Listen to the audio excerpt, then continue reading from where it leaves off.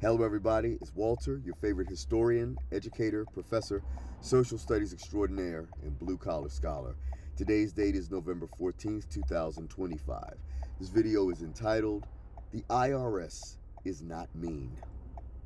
Quite often, especially during tax time, you'll see ads on television and hear them a lot on the radio, depicting the IRS as a vicious, blood-sucking, vile, cruel, terrible, horrible, no good, very bad day type of institution that wishes to suck you dry of every dollar that you have, that they'll seize your bank accounts, seize your personal property, all sorts of things, garnish your paycheck, and indeed, they will do those things if necessary. But like any other entity vested with the ability to collect on debts, the IRS resorts to those measures only after an individual has absolutely refused to acknowledge what they owe, or simply refuses to fulfill the agreements that they've already made with the IRS in the past. Now, let me drop something on you, okay? The IRS is a very friendly, workable institution. Tax debt can range from something as tiny as $10 to $10 million or more dollars. And guess what? The IRS really doesn't care how much your tax debt is. The only thing the IRS cares about is how you're going to address it. Now, the vast majority of people who you see on these infomercials and so forth that are talking about, the IRS, man, they garnished my check, they froze my bank account, they placed a lien on my property, and all these other things, right? Guess what? 9 chances out of 10, dude who had all that happen probably was not in compliance, aka had 1 or more years of unfiled returns, and or B, refused to pay any already existing tax debt. And you can also throw this in the mix, probably refused to even get in contact with them after they likely, in all likelihood it's guaranteed, after they likely sent the guy multiple letters indicating to him that he was indeed not only non-compliant, but also owed likely thousands and thousands of dollars in unpaid federal taxes, okay? It is only when you are non-compliant or totally ambivalent about your tax debt and don't make any attempt to reach out to the IRS to try to resolve the matter, or you have made arrangements with the IRS and then for whatever reason you break the arrangement and don't get in contact with them. Let's say you owe $10,000 in back taxes and you agree to pay $250 a month. Fine. The IRS will gladly take that. They will gladly take your $250 a month and will take that till kingdom come, until your debt is paid off. What the IRS does not like is people, any other collection agency, is they do not like you to make an agreement and then break it and then don't even bother to let them know that you're finna to break the agreement. You just stop paying, ladies and gentlemen. Don't do that, okay? The IRS, even then, won't come for your throat. They will want to know what happened, okay?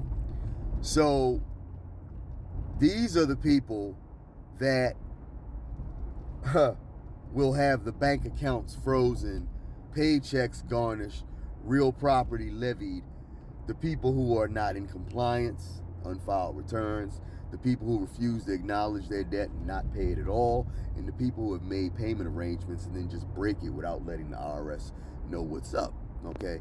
Under normal, totally normal circumstances, the IRS is not an institution that seeks to destroy your life. Not at all. Not at all. I totally disagree with that concept.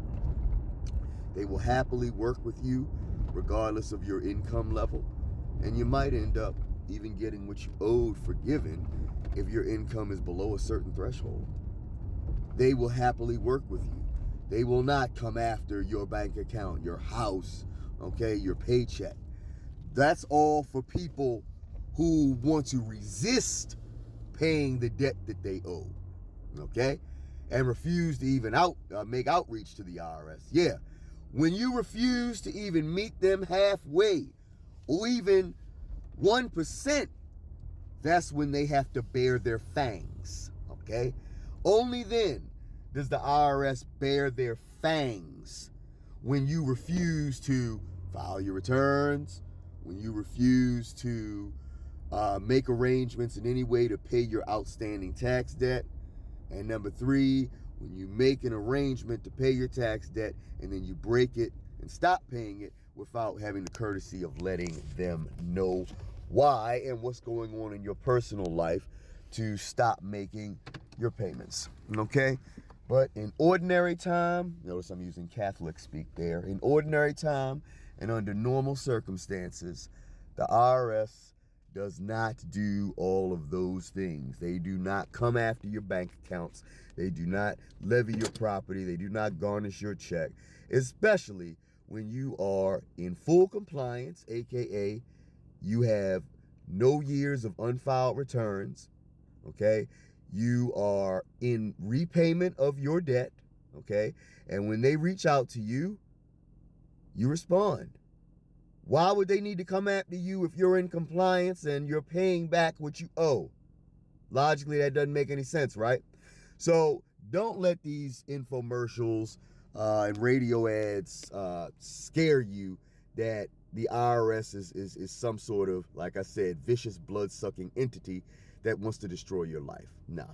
The IRS only has to get heavy-handed with people that refuse to even work with them in the slightest in repaying their tax debt, okay?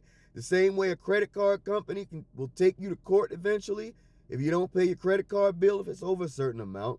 The IRS doesn't have to do that, by the way. They can just come right after you if you weren't aware of that. The IRS will only get heavy-handed when you refuse to work with them. If you're going to work with them, which 90% of people who do have tax debt will happily work with the IRS will happily work with you, okay?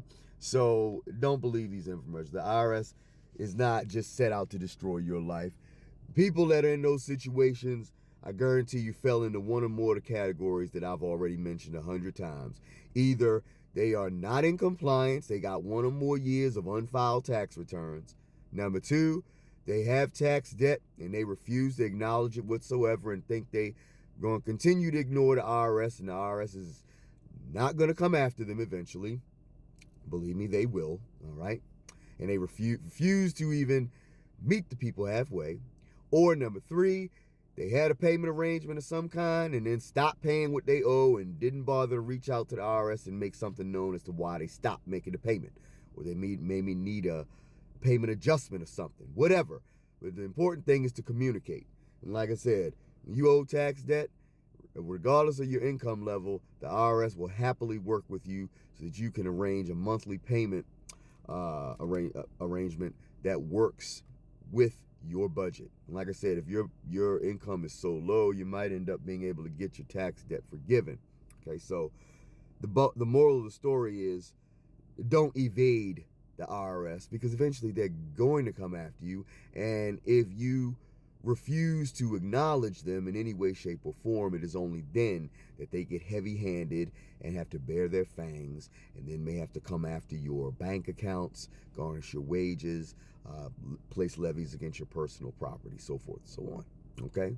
So hopefully I've enlightened you a little bit on the IRS, because I know that they are more than willing to work with people who are willing to work with them. So if you have any questions or controversies, leave them down below and I'll be happy to answer them. Like I said, hope you learned a thing or two from this video. I'll talk to you at the next one. Stay safe out there. Stay dangerous. Stay diligent. Professor Shelton, the Blue Collar Scholar, out.